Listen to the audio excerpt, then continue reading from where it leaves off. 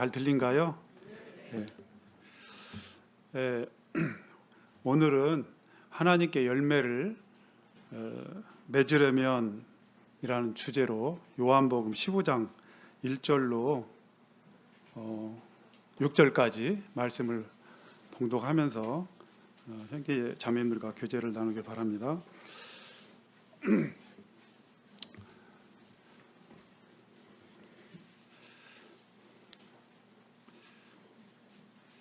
1절로 요한복음 15장 1절로 6절까지 자 1절씩 이렇게 봉독하면 나눠서 봉독하겠습니다. 먼저 형제님들부터 먼저 하겠습니다.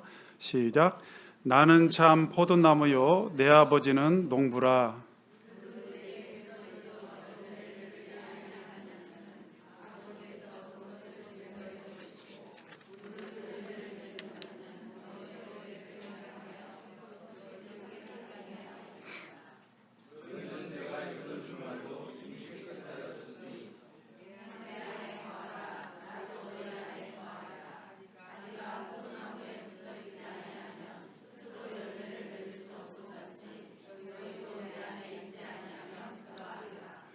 나는 포도나무요 너희는 가지라. 그가 내 안에 내가 그 안에 거하면 사람이 열매를 많이 맺나니 나를 떠나서는 너희가 아무것도 할 수 없음이라.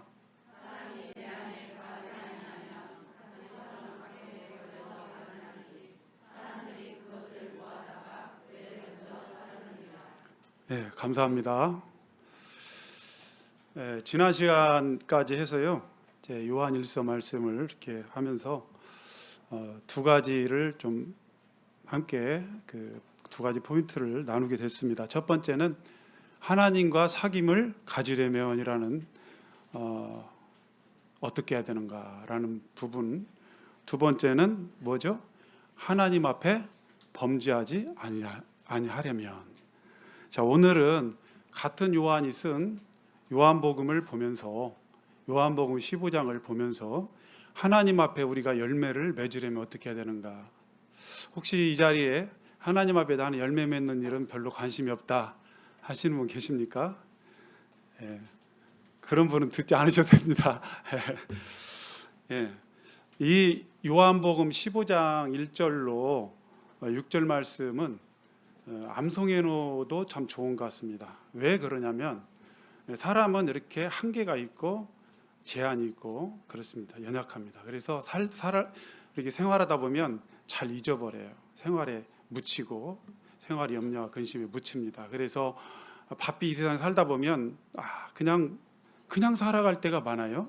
근데 이 말씀을 암송을 해놓으면 내가 적어도 하나님 앞에 열매 맺는 삶을 살려면 살기를 원하는 그런 분들에게 있어서는 이 말씀을 암송해 놓으면 암송된 말씀이 그 당사자 본인을 계속해서 자극하고 또 이렇게 기억나게 하고 더 근신하게 하고 할 수 있다는 것입니다.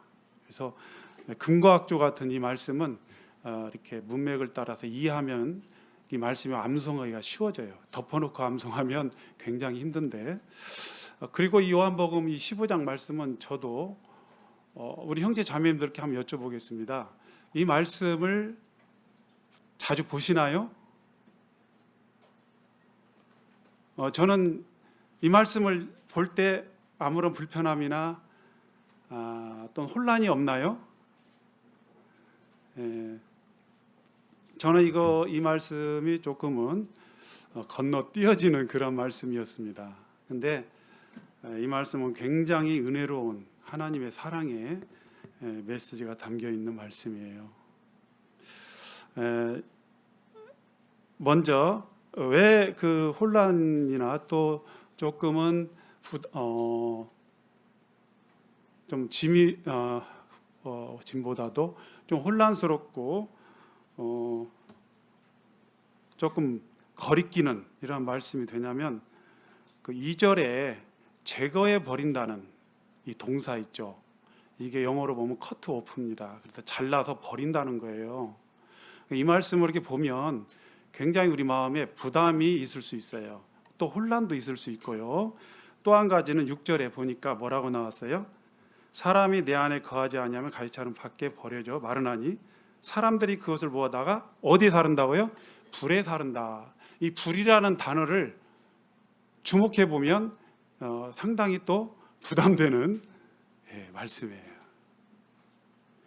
그래서 대충 뭔가 알듯 말듯한데 이 의미들이 그래도 굉장히 우리 마음과 신앙생활하는데 도움이 되는 이런 말씀이라는 것을 생각은 하고 있지만 그럼에도 불구하고 굉장히 이 말씀을 깊이 묵상하고 이렇게 하는 것들이 어때요? 굉장히 좀 꺼려지고 좀 한다는 것입니다. 1절에 보니까요. 나는 포도나무요. 나는 참 포도나무요. 내 아버지는 농부라. 여기서 나는 예수님이죠. 근데 2절에 보니까 무릇 내게 붙어 있어 열매를 맺지 아니하는 가지는 내게 붙어 있는데 열매는 맺지 않고 있어요. 이 가지는 어떻게 된다고 했습니까? 아버지께서 그것을 잘라내 버린다는 것입니다. 굉장히 부담이 되죠. 자매님들 어떻게 생각하십니까? 그래서 모 학자는 이것은 외형적으로 하나님을 섬기는 것처럼 보이지만 겉으로는 그렇게 보이지만 실제로는 하나님을 믿지 않는, 예수님을 믿지 않는 유대인들을 향해서 유대인들을 가리킨다라고 해석하는 학자도 있습니다. 또 그리고 우리가 교회를 다니는 많은 사람들 중에 어떤 사람들은 그냥 교회만 왔다 갔다 교회 문턱만 받고 다니는 하나님 앞에 거듭나지 못한 사람들을 가리킨다라고 또 말합니다. 자, 이 말씀을 딱 이렇게 해석이 되면 형제 자매님들이 어때요? 마음이 편해지나요? 제거해버린다 했는데 좀 마음이 편해지나요? 웃으시는 거 보니까. 그런데도 불구하고 마음 한켠에는 뭐예요? 그래, 그럼 너는 유대인처럼도 아니고 그냥 교회만 왔다리 갔다 하는 그런 어떤 교인도 아니고 너가 정말 붙어 있는데 겉모습으로만 이렇게 붙어 있는 것처럼 보이지만 열매 맺지 못하는 가지처럼 유대인 그런 어떤 그냥 교회를 왔다 갔다 예배당만 문턱만 받고 다니는 사람 그런 사람이 아니다고 너는 정말 진짜로 붙어 있다. 하나님 앞에 너는 가지처럼 제대로 신분적으로 하나님의 자녀로 거듭난 붙어 있는 믿는 이와 같은 사람이다라고 한다 할지라도 우리 마음이 결코 편하지는 않아요. 왜 그렇죠? 그 두 번째 말에 열매를 맺지 아니하는 가지는 그랬다 있잖아요. 그럼 너는 정말 붙어 있는데 열매를 맺느냐 했을 때 여러 한 세 파트가 나눠져요. 자기를 굉장히 자기에 대해서 엄격한 성도들은 나는 열매를 맺지 못하는 것 같아. 이렇게 생각하는 거예요. 그렇죠?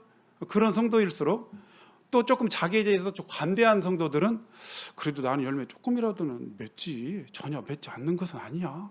이렇게 또 유한도 하고요. 그렇습니다. 어쨌든 자유롭지는 못한 것 같아요.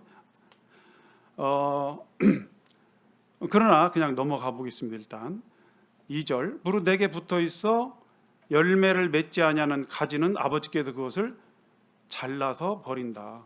제거한다.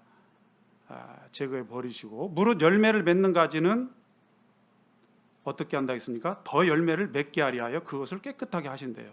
그래서 여기서 열매를 맺는 가지, 전혀 맺지 않는 가지, 열매를 맺는 가지 이렇게 나오는데요. 이 열매를 맺는 가지에 대해서는 이 깨끗하게 하신대요. 이건 뭐냐면 손질한다는 겁니다. 그 가지를 열매를 더 많이 맺을 수 있도록 손질한다는 거예요. 그리고 3절에 보니까 너희는 내가 일러준 말로 이미 깨끗하여졌으니 내 안에 거하라.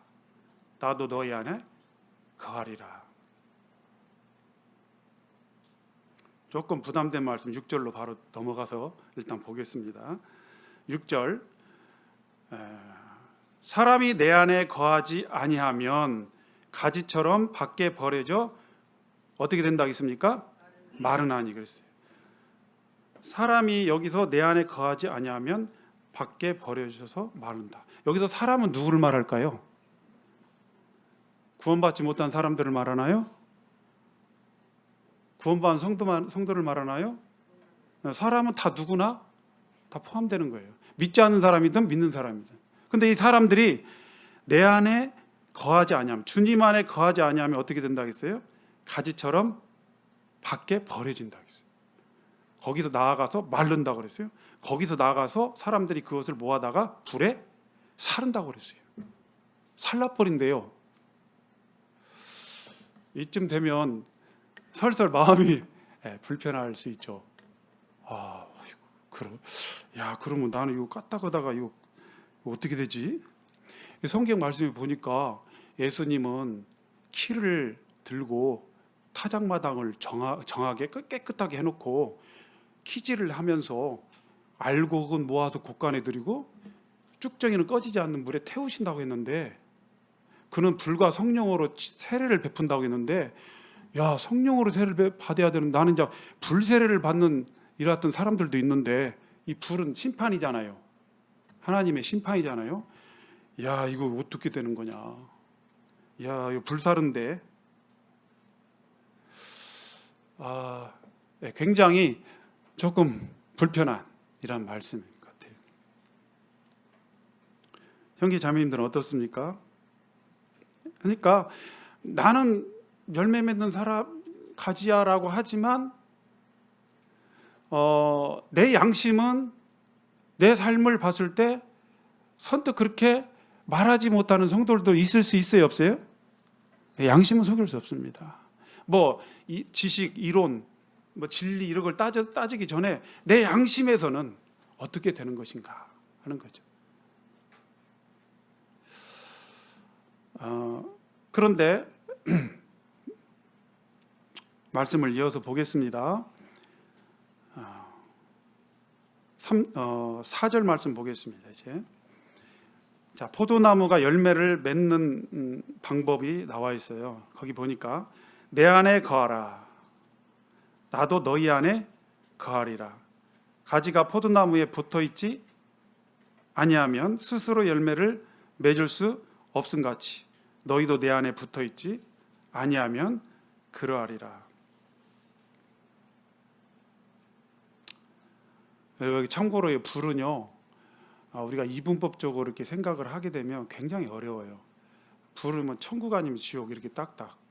그런데 이 세상에는 색깔이 하얀 색깔로 검은 색깔만 있습니까? 총 천연색이죠. 여러 가지 색깔이 있죠.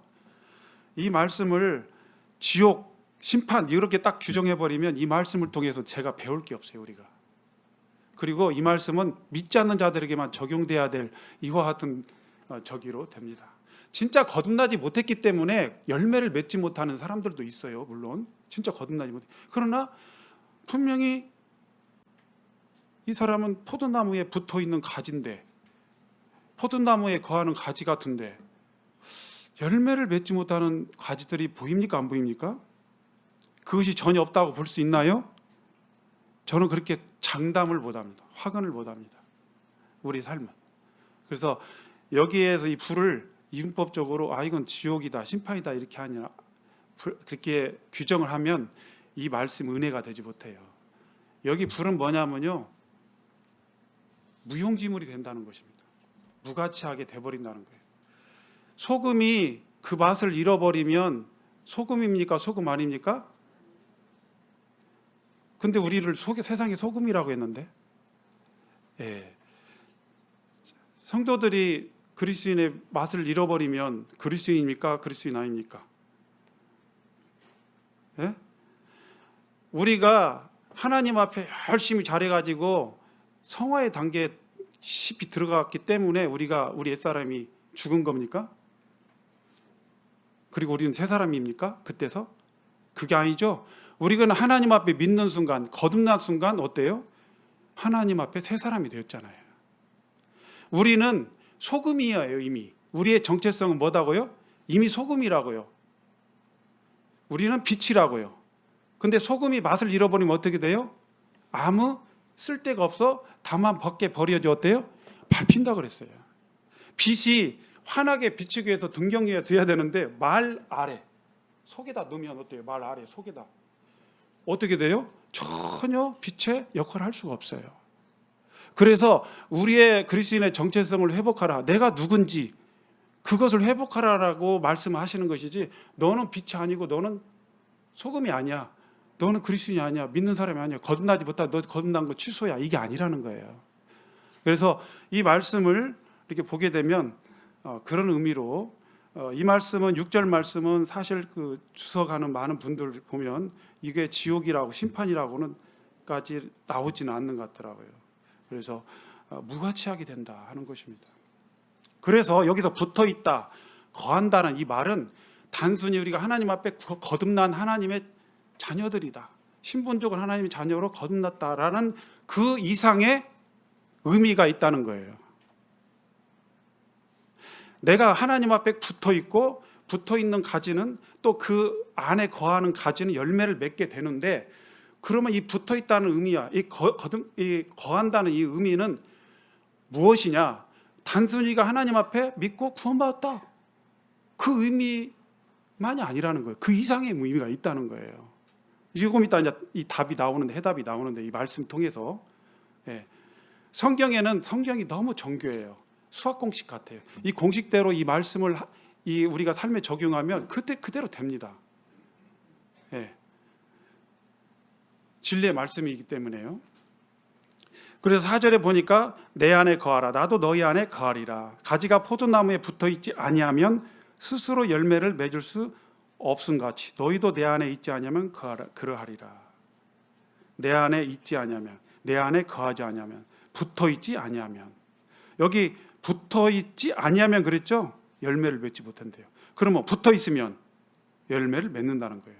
그러면 이 붙어 있다는 말은 구원받았다는 말 그 이상의, 우리의 신분이 주님의 자녀로 변화되었다는 그 말 이상의 의미가 있다라는 것입니다. 그랬을 때 이 말씀이 우리에게 은혜가 되고요, 삶에 적용이 돼요. 근데 이것을 열매 맺지 못한 가지는 지옥이다, 이렇게 돼버리면 이건 그냥 우리에게는 이거 적용시키고 싶지 않고 보고 싶지 않은 말씀이에요. 그렇죠? 이렇게 됩니다. 형제 자매님들이 별로 동의가 안 되시는 것 같기도 하고, 저만 그렇게 생각하는지 모르겠어요. 그래서 오늘 주제 말씀 열매를 맺으라면 어떻게 되느냐 이건데요, 5절 말씀을 보겠습니다.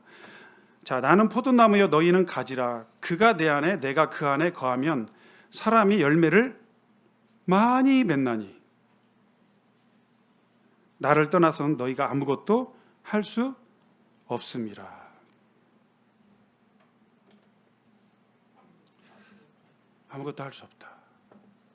거듭나지 못한, 구원받지 못한, 믿지 않는 사람들은요, 그냥 이 불은 무용지물 자체가 아니라 그 무용지물의 수준은 지옥의 심판이에요. 우리 성도들은요, 이 세상에 빛과 소금의 역할을 하지 못하는, 무의미하게 무가치한 삶을 살아가게 된, 열매를 맺지 못하는 무가치한 삶을 살게 된다라는 것을 말하는 것입니다. 혹시 제 말씀에 듣고 나서 나중에 설교 끝나고 나서 형제 그건 아니야라고 하신다면 기꺼이 저에게 말씀해 주세요. 저도 제 생각을 수정할 용의가 있습니다. 제가 이거 기도 많이 했거든요. 많이 봤어요. 이 말씀을 정말 많이 봤어요. 오랜 시간, 오랜 세월 이렇게 많이 봤어요. 그러면 형제 도대체 열매를 그럼 맺으려면 어떻게 해야 돼?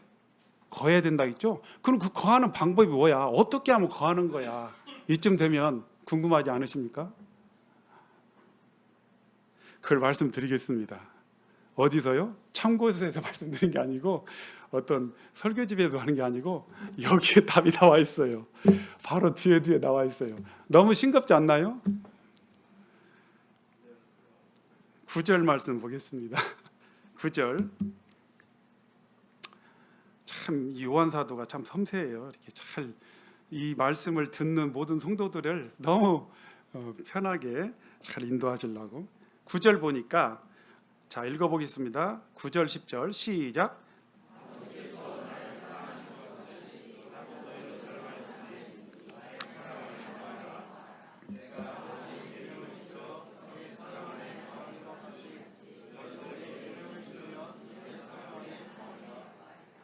자, 이 말씀을 보기 전에요.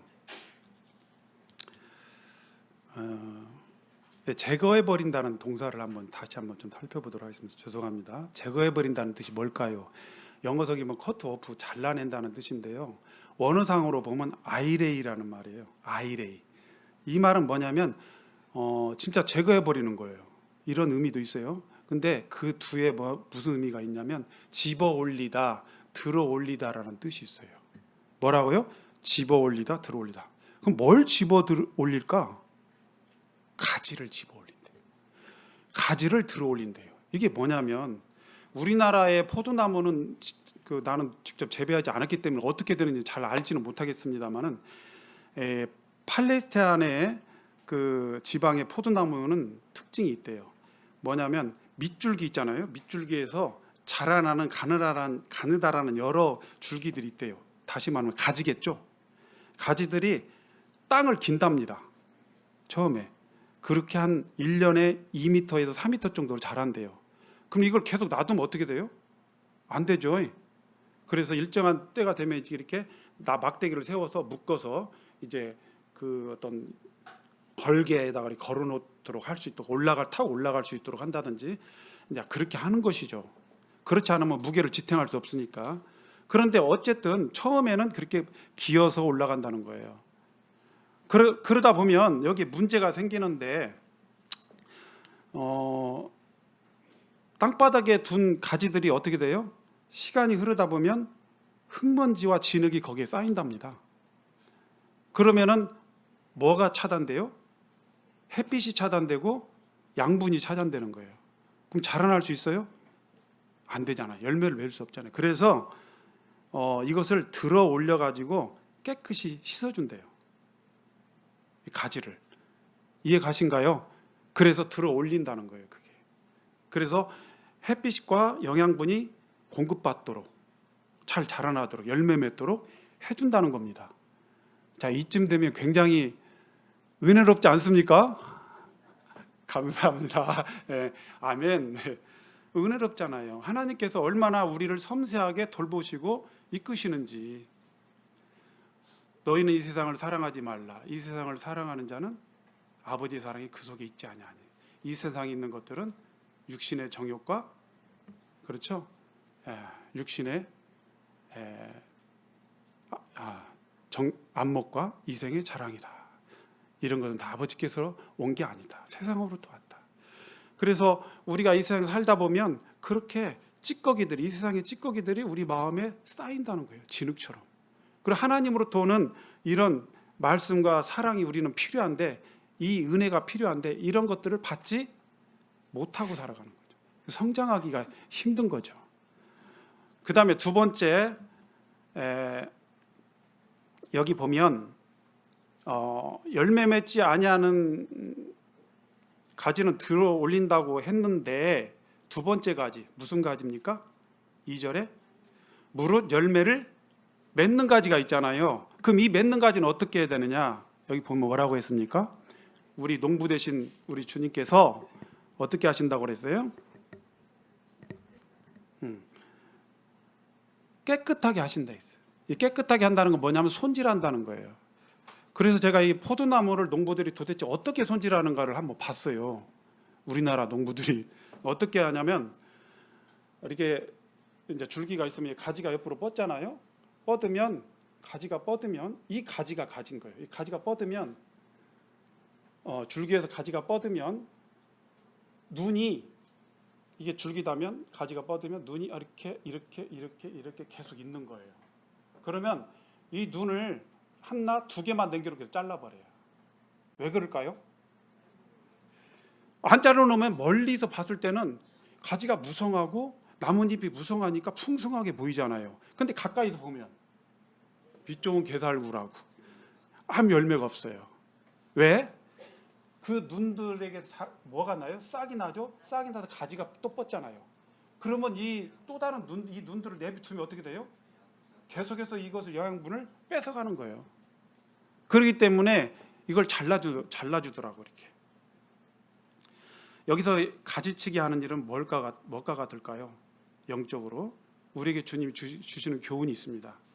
죄는 아닌데 사소한 일들, 별로 무가치한 일들, 해도 그만 안 해도 되는 그와 같은 일들, 별로 중요하지 아니한 일들을 우리의 시간과 재능을 이렇게 그쪽에 많이 낭비하게 된다는 거죠.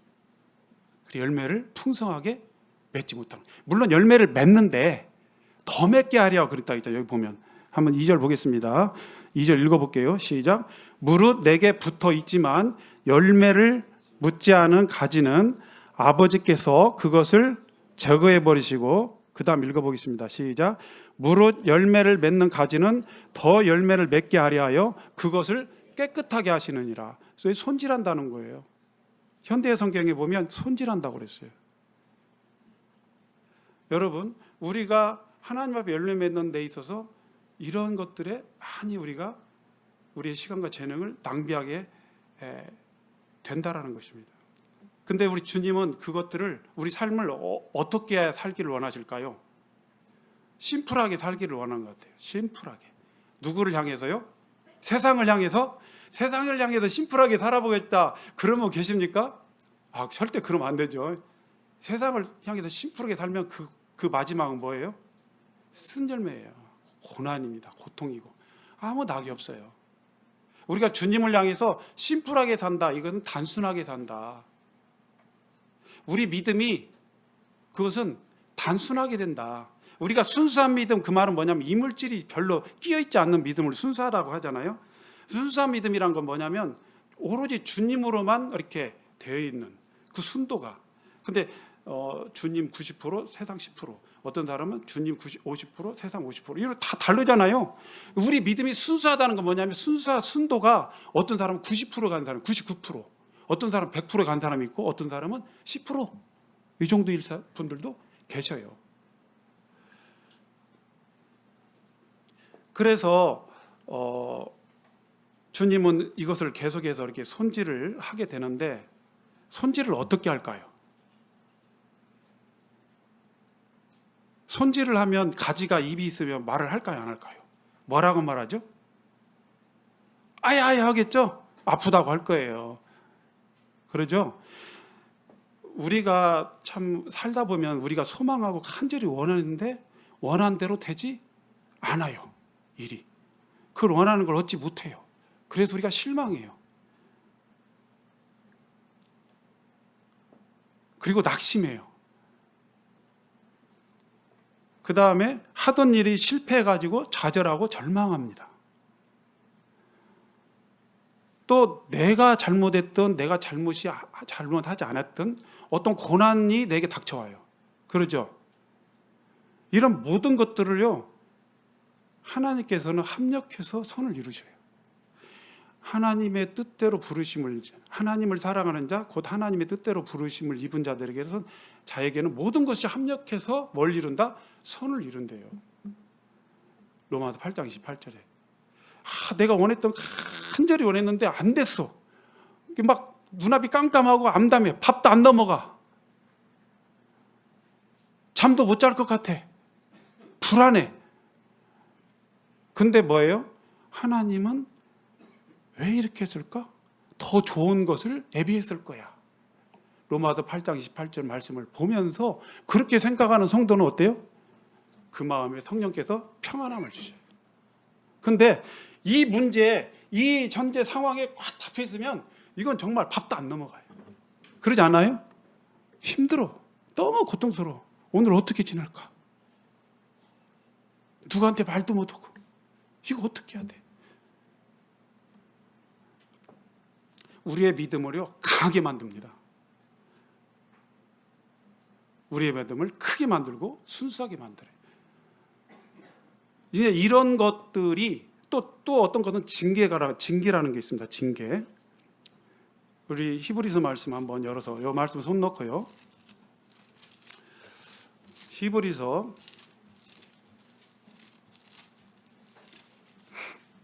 12장 10절 11절 말씀 보겠습니다.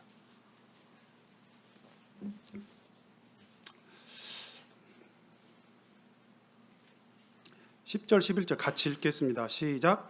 그들은 잠시 자기의 뜻대로 우리를 징계하였거니와 오직 하나님은 우리의 유익을 위하여 그의 거룩하심에 참여하게 하시느니라. 무릇 징계가 당시에는 즐거워 보이지 않고 슬퍼 보이나 후에 그로 말미암아 연단을 받은 자들은 의와 평강의 열매를 맺느니라. 자, 이 징계도요. 자, 아까 같이 실망이나 낙심이나 실패나 좌절이나 절망이나 고난, 이것뿐만 아니라 이 징계라는 걸 통해서 하나님은 손질을 해요. 우리를 가지치게 하십니다. 근데 제가 살아오면서 보니까요, 징계는 두 가지가 있는 것 같더라고요. 제 분별입니다. 내가 아는 징계가 있고 내가 모르는 징계가 있더라고요. 그러니까 어떤 것은 분명히 교회적인 징계뿐만 아니라 포함해서 어떤 행정적인 징계뿐만 아니라 내 삶 속에서 하나님이 나를 징계하실 때가 있어요. 근데 그것을 내가 잘못한 어떤 일 때문에 그렇게 됐다라는 것을 아는 징계가 있어요. 근데 어떤 경우는 내게 어떤 어려움과 사건, 사고 또는 고난이 닥쳤는데 이것이 고난이 징계인지를 모르고 가는 경우도 있어요. 주님이 우리를 징계하실 때, 야, 지금 이 시간부터는 오늘부터 내일까지는 징계 시간이다 하면서 징계하시나요? 야, 내가 징계하는데 너는 이 일에 대해서 내가 너를 징계하노라 하고 징계하시나요? 그렇게 말씀 안 하셔요. 그리고 우리가 성도들한테요, 그래서 이것은 우리가 생각을 해야 돼요. 이건 누구한테나 일반으로 일어나는 일이야. 뭐 나만 교통사고 나나, 뭐 믿지 않는 사람만 나나, 믿는 사람도 나지, 이렇게 생각하면 안 돼요. 그리고 또 한 가지 주의할 점은요, 병원에 가가지고 환자한테 위로한답시고 격려한답, 충고한답시고 왜 이렇게 사고가 났어? 왜 이렇게 아파? 하나님 앞에 뭐 생각을 해봐야 되는 거 아니요? 이렇게 하는 사람이 있어요. 이건 위로가 아닙니다. 완전히 그냥 이 상처에다가 뭘 붓는 거예요? 소금 뿌리는 것 같은 거예요. 큰일 납니다. 그것은요, 본인이 하나님 앞에서 아는 거예요. 알아야 되고 알 수 있는 거죠. 그것을 제3자가 지적하는 것은 그건 위로가 아닙니다. 그냥 오로지 했었다. 아이고 힘드네. 얼마나 힘들어? 이렇게 하는 거죠. 근데요, 내 개인적으로 볼 때는요, 우리 자신은요, 하나님 앞에 좀 엄격해야 돼.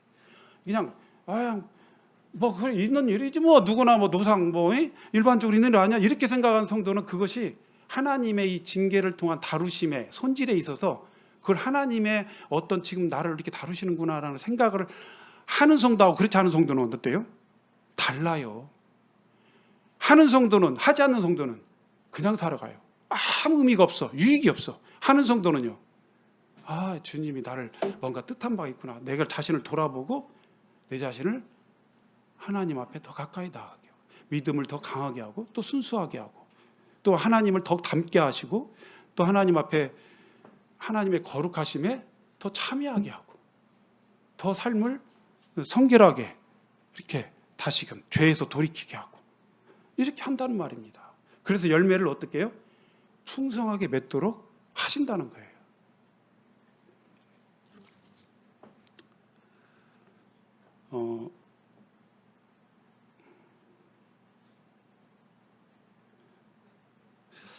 그러면은 여기 보니까요. 그러면 이제 어떻게 하면 우리가 하나님 앞에 거하는 게 뭐냐 했을 때 9절 10절 읽으셨죠? 다시 한번 보겠습니다. 아버지께서 나를 사랑하신 것 같이 나도 너희를 사랑하였으니 나의 사랑 안에 거하라. 나를 사랑하라 하지 않고 나의 사랑 안에 거하라라고 말씀하고 계셔요.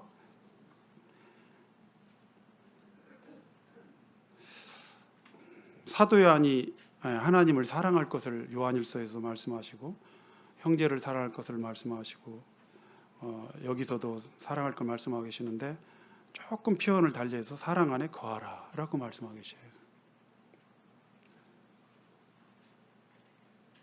주님, 저는 주님을 사랑하는데요, 왜 열매는 안 맺혀져요? 이런 분들도 있을 수 있어요. 저는 주님을 사랑하지만 사실 성도들은 사랑하지 않습니다. 이런 분들도 있어요. 그러면서 나는 사랑합니다 할 수 있어요. 근데 사랑은요, 여기서 주님을 사랑한다는 것은 뭐예요? 일방이 아니에요. 뭐예요? 쌍방이에요. 쌍방. 여기서 주님을 사랑한다는 것은 뭐냐면 주님의 사랑 안에 거한다는 말하고도 바꿔 말할 수 있어요. 그러면 주님을 주의 여기 말씀 주목하세요. 나의 사랑 안에 거하라 있잖아요. 주님의 사랑 안에 거하라 이건 무슨 뜻일까요? 자, 어렵게 생각할 거 없어요. 내가 하나님 앞에 사랑스러운 자가 돼야 된다는 겁니다. 뭐라고요? 내가 하나님 앞에 사랑스러운 자가 돼야 된다는 거지. 거기에 대해서 저는 어떤 주석도 달고 싶지 않아요. 그러죠? 침례를 받고 올라온 예수님을 가리켜서 하나님 위로부터 하나님 아버지께서 뭐라고 표현했어요? 이는 내 사랑하는 아들이요 내 기뻐하는 자다. 사랑하는 자다. 나는 주님 사랑하는데요. 근데 주님은 마음 불편해. 주님 앞에 사랑스러운 자가 되었어. 주님의 사랑을 참 주님이 기꺼이 하고 싶은, 주님께서 나를 정말 기꺼이 사랑하고 싶은 이러한 나냐 이거죠. 그 사람은 마음에 거리낌이 없죠. 담대하죠. 여기 보면 사랑 안에 거하라 그랬어요. 그러면 좀 10절 보겠습니다. 그럼 어떤 게 사랑 안에 거한다는 말을 더 구체적으로, 너무 폭넓으니까 10절 보겠습니다. 내가 아버지의 계명을 지켜서 그의 사랑 안에 거하는 같이. 자, 그분의 사랑 안에 거하는 건 어떻게 하는 거예요? 아버지의 계명을 지키는 거래요. 요한일서에서 많이 본 말씀인데, 너희도 내 계명을 지키면 내 사랑 안에 거하리라. 그렇죠? 내 계명을 지키면 내 사랑 안에 거한대요. 그다음 넘겨서 보겠습니다. 12절 같이 읽겠습니다. 시작. 내 계명은 곧 내가 너희를 사랑한 것 같이 너 서로 사랑하는 것이 이것이니 사랑을 하는 이것이니라. 그래서 내가 너희를 사랑같이 너희도 서로 사랑하라. 이게 계명이에요. 그렇게 되면 어떻게 돼요? 우리가 하나님 앞에 거하는 거고, 하나님을 사랑하는 것이고, 하나님의 사랑 안에 거하는 것이고, 이렇게 되는 거예요. 그래서 열매를 맺게 되는 거예요. 그래서 요한일서에 보다시피 하나님 안에 거한다, 그분의 사랑 안에 거한다, 그분과 사귄다, 빛 가운데 거한다, 그 속에 거리낌이 없다, 계명을 지킨다. 이 말들은요 다 같은 말이에요. 나는 주님 안에 거하는데요, 나는 왜 열매가 없죠? 근데 주님은 정작 그 사람 마음 가운데 거하려다 보니까 어때요? 거리낌이 있는 거예요. 그럼 이게 거하는 겁니까? 나는 거하는데요 막 우격다짐해서 될 일이 아니라는 거예요.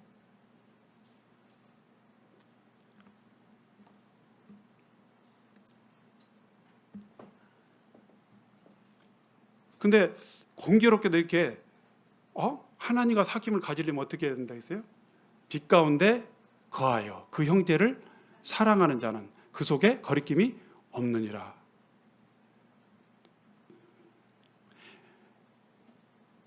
계명은 이것이니 곧 그 아들 예수 그리스도의 이름을 믿고, 그렇죠? 내가 너희에게 주신 계명대로 서로 사랑할 것이니라. 만일 너희가 서로 사랑하면 하나님께서 우리 안에 거하시고, 그러죠? 우리가 범죄하지 아니하려면 어떻게 돼요? 그 안에 거하는 자마다 범죄하지 아니한다 그랬잖아요. 그 안에 거해야 돼요. 그 안에 거하는 건 뭐예요? 아무 때나 하나님을 본 사람이 없으되, 만일 우리가 서로 사랑하면 그가 우리 안에 거하시고 그의 사랑이 우리 안에서 온전히 이루어지느니라. 그의 사랑이 온전히 우리 안에서 이루어진대요. 이 말은 뭐냐면 그의 사랑이 우리 안에서 더욱더 강하게, 폭넓게, 힘있게 역사한다는 것입니다. 여러분, 하나님을 아무 때나 하나님을 본 사람이 없으되 만일 우리가 서로 사랑하면 하나님이 우리 안에 거하신다고 그랬죠. 그러면 여러분, 제가 질문 한번 드리겠습니다. 여러분은 하나님을 보고 싶어요? 하나님 우리 안에 거하는 걸 원하고 싶어요? 둘 중에 하나, 택일. 나는 어떤 분은 저도 그런 마음이 있었어요, 때로. 나는 정말 하나님을 보고 싶어. 왜? 하나님을 한번 보면 내 믿음이 굉장히 일절정하고 하나님을 그냥 뜨겁게 사랑하고 내 모든 삶이 변화돼 버리고 내 마음이 확 뒤집어질 텐데 나 하나님 얼굴 한번 보고 싶어. 그런 분 계십니까? 나 그런 적 있어요. 그러면 다시 한번 질문 드릴게요. 그럼 여러분 하나님 얼굴을 보는 걸 택할 겁니까? 둘 중 하나를 택하라면 하나님이 내 안에 거하는 걸 택할 겁니까? 야, 정말 아주 맞습니다. 저는 이제 하나님 거하는 걸 택해야죠. 못 보더라도 맨날 어제도 봤고 오늘도 하늘에서 막 신기한 방법을 봤어. 어쨌다는 거예요. 근데 사람 얼굴만 뜯어먹고는 못 살잖아요. 부부간에도 그렇죠. 맨날 보면 봤어. 또 그 다음날 봤어. 어쨌다는 거야. 근데 차라리 내 안에 괴버리면 그분과 이제 뭐가 돼요? 이 소통이 되잖아. 소통 즉 무통이라고 그러더라고요. 소통을 하면 무통, 통증이 없대요. 고통이 없대. 근데 무통 즉 즉통이래요. 통하지 않으면 무통, 무통 즉 즉통, 무통. 통하지 않으면 뭐가 된대요? 즉통이래. 무통 즉 즉통. 아니, 말이 맞나? 이렇게 사람이 이게 기억력이 없어. 잘 웻는데 잊어버렸네요. 무통 즉 즉통. 통하지 않으면 바로 고통이 오는 거예요. 소통 즉 무통. 소통이 되면 뭐예요? 무통. 통증이 없다. 고통이 없다는 것이죠. 우리 하나님 앞에 고통스러운 것은 바로 그거예요. 그래서 하나님 우리를 가지치게 해주시고 들어서 올려서 씻어주시고 이런 하나님의 손길을 은혜로 이것을 받아들이시기 바랍니다. 그런 마음이 좀 평안해져요. 그런다고 우리에게 닥친 고난과 실패와 이 낙심 가운데 내가 받는 이 마음이 다 이게 해결이 참 되리라고 보장할 수 없지만 그래도 주님이 우리를 위로하시고 우리 마음을 서서히 평강의 길로 인도하십니다. 여기 히브리서 요 말씀에 보면 이 징계도 마찬가지라는 겁니다. 아버지께서 우리 아버지가 어때요? 징계하시는데 그러니까 11장에 나와 있죠. 그들은 잠시 자기의 뜻대로 우리를 징계하였거니와 오직 하나님은 우리의 유익을 위하여 그의 거룩하심에 참여하게 한다. 뭘 통해서? 징계를 통해서. 다루심을 통해서 우리를 그의 거룩함에 참여하게 하신다는 거예요. 그래서 우리가 무릇 징계가 당시에는 즐거워 보입니까? 즐거워 보이지 않고 12장 11절입니다. 슬퍼 보이지만 후에는 그로 말미암아 연단받은 자들은 의와 평강의 열매를 맺느니라. 여러분, 이 고난이 이렇게 좋죠? 그런데 그러면 주님 저에게 고난 좀 주십시오. 그렇게 기도 한번 해보실 용이 있습니까? 저는 절대 없어요. 저는 다시 그 고난, 그때 그 당시로 나는 들어가 절대 나는 가고 싶지 않아요. 우리가 남자는 군대 갔다 와야죠. 그래야 사람이 된다고 하죠. 군대가 참 유익하죠. 아니에요? 나는 유익한데 모두 유익할 거예요, 대부분. 근데 유익하니까 두 번 다시 한번 가고 싶습니까? 저는 절대 못 갑니다. 근데 한 번은 유익해요. 이게 그래요. 당시에는 즐거우지 않고 슬퍼 보여요. 그런데 뭐예요? 후에는 이것을 통하여 연단받은 자는 어때요? 의와 평강 열매를 맺는데요. 우리는 모든 것들이 다 희망입니다. 유익입니다. 절대 침륜에 빠지는 것이 아니고 그 자리에 완전히 잡혀 있는 게 아니에요.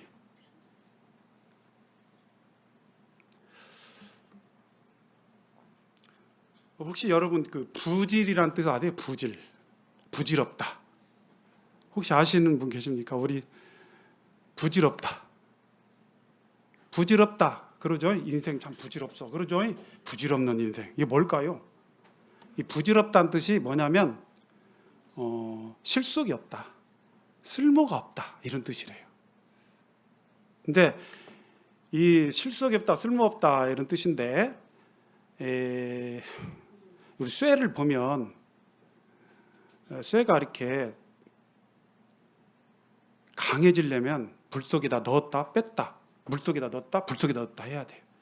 그러면서 담금질, 이걸 갖고 뭐라고 하냐면 불질이라고. 불질. 이 불질을 하지 아니하면 쇠가 강하지 못해요. 그래서 그걸로 무기로 사용해서 전장터에 쓴다? 그 칼은 어때요? 한두 번 째쟁하면 뭐예요? 그냥 이그러져 버리고. 그걸로 뭘 쓸 수가 없어요. 칼질도 뭐 식칼로 쓸 수도 없어요. 물러가지고. 이해 가시죠? 그래서 불질을 하는 거예요. 거기서 나온 말이 부질이에요. 그래서 불질이 없다, 불질하지 않은 쇠, 이것은 뭐예요? 아무 쓸모가 없다는 뜻입니다. 그래서 우리가 이 고난의 이 쇠가 고난의 풀무불 속에 이렇게 불질이 돼야 되잖아요. 쇠불 속에서, 뜨거운 불 속에서. 그래야만 강한 쇠가 되잖아요. 그리고 여기 보면 11절에 징계가 당시에는 즐거워 보이지 않고 슬퍼 보이나 후에 그로 말미암아 연단을 받은 자들은 의와 평강의 열매를 맺느니라. 자, 이 징계로 말미암아, 고난으로 말미암아 어떻게 해요? 연단을 받으면, 단련을 받으면, 이게 바로 불질과 같은 거예요. 내가 단련 받으면 단련받은 쇠가 강해지는 것처럼 우리는 의와 평강의 열매를 맺게 되고, 우리가 주님 앞에 더 가까이 나가게 되고, 우리의 믿음은 더 강해지고, 우리의 삶은 더 성결하게 되고, 더 열매 맺게 되고, 이렇게 된다라는 것입니다. 다시 한번 정리하고 마치겠습니다. 요한일서에서 우리가 하나님과 사귀려면 어떻게 된다고 했습니까? 결론은 서로 사랑하라는 것이죠. 우리가 하나님 앞에 죄를 짓지 않으려면 어떻게 됩니까? 그 안에 거해야 되는데, 그 안에 거한다는 건 뭐예요? 우리가 서로 사랑하면 하나님 우리 안에 거하시고 하나님의 사랑이 우리 안에서 온전히 이루어진다. 무엇을 알 수 있어요? 우리 안에 성령으로 알 수 있어요. 내가 하나님 안에 거하고 있다라는 것을 어떻게 알 수 있느냐? 우리 안에 있는 성령으로 알 수 있어요. 그래서 그것을 뭐라고 설명할 수 없어요. 경험하고 싶으면 직접 해보는 수밖에 없어요. 내가 주님 안에 직접 거해보는 수밖에 없다는 거죠. 그리고 오늘 하나님 앞에 열매를 맺으려면 어떻게 된다고요? 내가 거해야 돼요. 거하는 거 뭐예요? 만일 우리가 서로 사랑하면, 내가 너에게 준 계명대로 서로 사랑하라, 이렇게 되죠. 그래서 기독교가 사랑의 종교 같아요. 예수님 우리를 사랑하셨잖아요. 사랑해서 오셨잖아요. 우리가 주님 앞에 또 열매 맺고 주님 앞에 보답하는 드리는 길도 뭐예요? 사랑이죠. 그래서 우리가 조금 교회가 좀 어떻게 보면 좀 부족해 보이고 또 연약해 보이고 또 어떤 성도가 좀 뭐 그렇게 돼도 그걸 가지고 교정해서 그 사람을 좋게 써가지고 막 해가지고 하는 그런 수고 가운데 거기에 대한 어떤 집념 가운데 서로 어려움을 끼치고 비난하고 막 그렇게 하는 것보다 뭐예요? 차라리 그냥 기다려주고 사랑으로 이렇게 해주면서 기도 가운데 때가 되면 물론 권면도 하겠지만 그렇게 가는 게 좋아요. 그게 나중에 보면 사랑이 있는 교회는 성장이 돼요. 근데 등치는 태산만한데 어떤 예배당은 그 속에 있는 사람들은 다 그냥 쌈박질이에요. 그렇게 되면 어떻게 돼요? 아니죠. 그래서 오늘 말씀 하나님 앞에 열매 맺는 삶에 대해서 성도들과 잠깐 나누게 됐습니다.